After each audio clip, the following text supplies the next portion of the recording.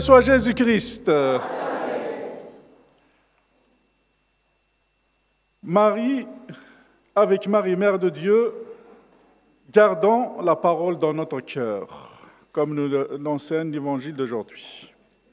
Alors, je commence avec une question. Pourquoi Marie est Mère de Dieu? Est-ce que Marie est une déesse? Et pourquoi donc on l'appelle Marie, Mère de Dieu? Parce que son Fils est...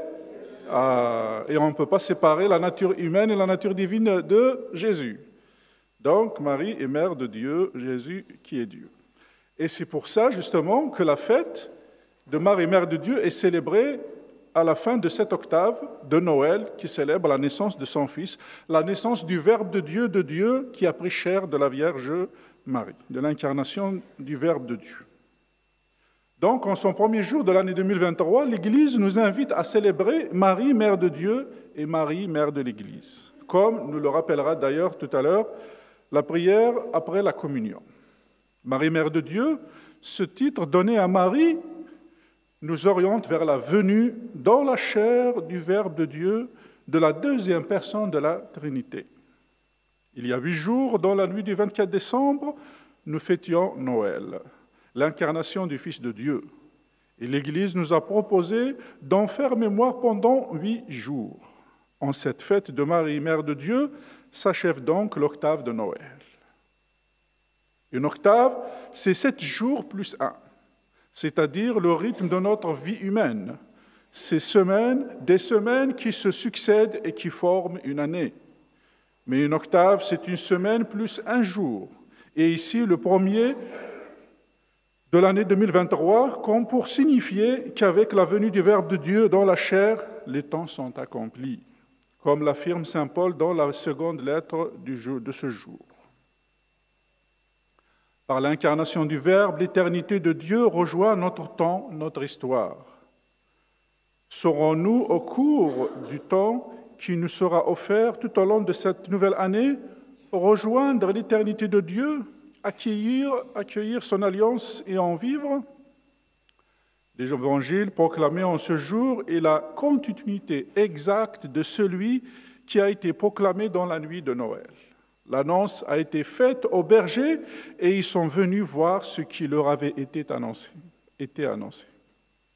Une annonce qui fait d'eux des missionnaires. Ils racontèrent ce qui leur avait été annoncé au sujet de cet enfant. C'est la bonne nouvelle nous est adressée, c'est pour que nous l'accueillions et que nous la propagions, l'annoncions, la semions, même si cela suscite l'étonnement, comme le rapporte l'Évangile de Saint Luc. Au cours de ce passage bien agité de l'Évangile avec la venue des bergers, leur récit, leur départ dans l'action de grâce et la louange, il y a comme un grand calme. Marie retenait tous ces événements et les méditait dans son cœur. Arrêtons-nous un instant, frères et sœurs, et contemplons Marie en ce jour où nous la fêtons comme Mère de Dieu, comme la Théotokos. Une traduction plus proche du texte grec dirait « Marie gardait avec soin toutes les choses dites et les retenait dans son cœur ». Le mot traduit par méditer ou retenir, sumbalo en grec, dans le sens premier est se rencontrer avec ou jeter ensemble, et qui a donné le mot symbole. J'aimerais proposer comme traduction de ce texte, même si cela semble un peu barbare à nos oreilles, cette traduction. Marie gardait avec soin les paroles et les symbolisait dans son cœur. Il faut entendre cela avec la compréhension du symbole dans l'Antiquité. Le symbole était une pièce de terre cuite que l'on rompait lors d'un pacte, par exemple, et chacun en gardait un morceau. Et quand, plus tard, un émissaire venait, il était porteur de l'un des morceaux, et si ce morceau collait à celui qui avait été conservé, l'émissaire était reconnu comme envoyé par celui avec lequel on avait fait le pacte. Avec cette image, J'aime à penser que Marie symbolisait dans son cœur, c'est-à-dire qu'elle rapprochait deux éléments, à savoir, d'une part, la parole de Dieu et d'autre part, les événements qu'elle vivait. Symboliser la parole de Dieu et les événements pour qu'ils s'éclairent mutuellement, réciproquement.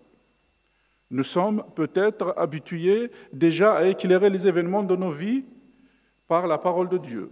Mais savons-nous approfondir la parole de Dieu à la lumière des événements? Il doit y avoir entre les deux une réciprocité, un va-et-vient qui donne toute cette parole, sa force à la parole divine et tout son sérieux aux événements humains. Cela suppose de prendre le temps de la méditation. Pour pouvoir symboliser parole de Dieu et événements, il nous faut, à l'exemple de Marie, apprendre à garder la parole. La règle au Carmel invite à méditer jour et nuit la parole de Dieu. La petite Thérèse écrit à sa sœur Céline le 7 juillet 1894 ceci. « Garder la parole de Jésus, voilà l'unique condition de notre bonheur, la preuve de notre amour pour lui. Mais qu'est-ce donc que cette parole? Il me semble que la parole de Jésus, c'est lui-même. Lui, Jésus, le Verbe, la parole de Dieu. Garder la parole comme unique condition de notre bonheur, pour que cette année 2023 soit pour chacun et chacune de nous une année de grâce. Il nous faut garder la parole. Cette parole qui n'est autre que Jésus lui-même. Cette parole qui est agissante en nous les croyants. Dans son livre « La dernière retraite », Élisabeth de la Trinité disait « Sa parole, dit saint Paul, est vivante et efficace, et plus pénétrante qu'aucun glaive à deux tranchants. Elle atteint jusqu'à la division de l'âme et de l'esprit, jusque dans les jointures et dans les moelles. » C'est donc elle, sa parole, directement qui achèvera le travail du dépouillement dans l'âme, car elle a ceci de propre et de particulier, c'est qu'elle opère et qu'elle crée ce qu'elle fait entendre, pourvu toutefois que l'âme consent à se laisser faire. Oui, la parole opère en nous ce dessein d'amour divin qu'elle déploie en nos yeux, à condition toutefois que nous nous laissions faire. Cela requiert de notre part un consentement comme la Vierge Marie. Consentir, c'est un des verbes les plus importants pour la vie spirituelle et pour la vie humaine. Consentir, c'est-à-dire reconnaître le réel. Si nous ne consentons pas à ce que nous sommes, à ce qui est, nous vivons dans le virtuel et nous n'avons prise sur rien.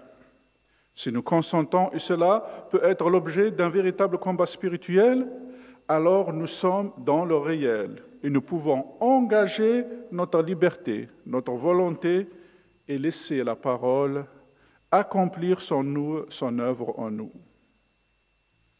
Dans ces magnifiques romances, Saint Jean de la Croix écrit en parlant de la Vierge Marie.